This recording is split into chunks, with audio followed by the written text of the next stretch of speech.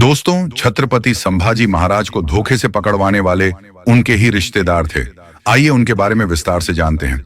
दोस्तों, छत्रपति शिवाजी महाराज के निधन के बाद संभाजी महाराज ने ही मराठा साम्राज्य की सत्ता संभाली थी।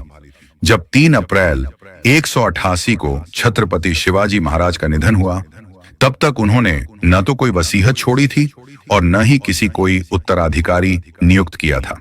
वहीं संभाजी महाराज को उत्तराधिकारी बनने से पहले कई पारिवारिक षड्यंत्रों से होकर गुजरना पड़ा था। 20 जुलाई 1680 को उन्हें छत्रपति बना दिया गया। इसके बाद संभाजी ने भी उसी वीरता से मुगलों का सामना किया जैसे उनके पिता छत्रपति शिवाजी महाराज किया करते थे, लेकिन अपने ही रिश्तेदारों की गद्दारी ने उन्हें मात दिलवा दी। चलिए जानते हैं ये वाकया। उन दिनों संभाजी महाराज 3 अलग अलग मोर्चों पर पुर्तगालियों, निजाम और मुगलों का सामना कर रहे थे। इसमें उन्हें सफलता हासिल हुई। इसके बाद उन्हें संगमेश्वर में एक अहम बैठक की, जिसके बाद 31 जनवरी 1689 को संभाजी महाराज रायगढ़ के लिए निकलने वाले थे। यही वो मौका था जिसकी उनके दुश्मन रिश्तेदारों को लंबे वक्त से तलाश थी। गनोजी शिर्के और कान्होजी शिर्के ने संभाजी महाराज को अपनी साजिश में फंसाने की एक योजना बनाई। बताया जाता है कि गनोजी शिर्के संभाजी की पत्नी येसुबाई के भाई थे।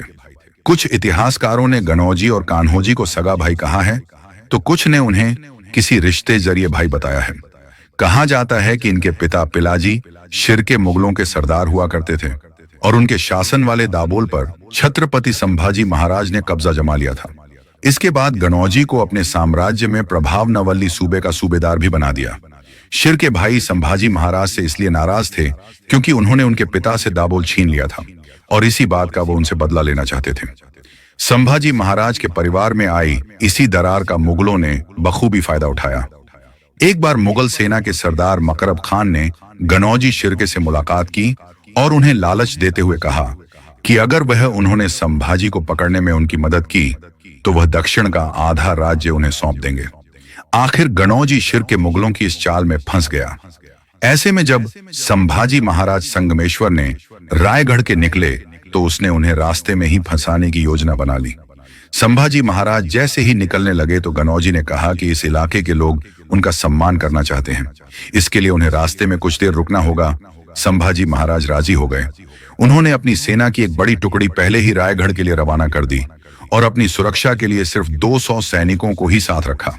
इस बात की जानकारी गनौजी ने तुरंत मुगल सेना के सरदार मुकर्रब खान को पहुंचा दी। ऐसे में मुकर्रब अपने 500 सैनिकों के साथ संभाजी महाराज पर हमला करने के लिए तैयार था। संभाजी महाराज रायगढ़ के लिए जिस रास्ते से जा रहे थे, उनके बारे में सिर्फ मराठों को ही पता था। यह रास्ता इतना संकीर्ण था कि यहां से एक बार में केवल एक ही सैनिक निकल सकता था। ऐसे में मराठा सैनिक जैसे ही इस रास्ते से निकलते, आगे जाकर मुगल सेना या तो उन्हें बंदी बनाती जा रही थी या शहीद कर रही थी। हालांकि औरंगजेब का आदेश था कि संभाजी महाराज को जिंदा ही पकड़ा जाए। 1 फरवरी 1689 को संभाजी को बेड़ियों में बांधकर तुलापुर किले लाया गया। वहां औरंगजेब ने उन पर इस्लाम कबूलने के लिए दबाव बनाना शुरू किया।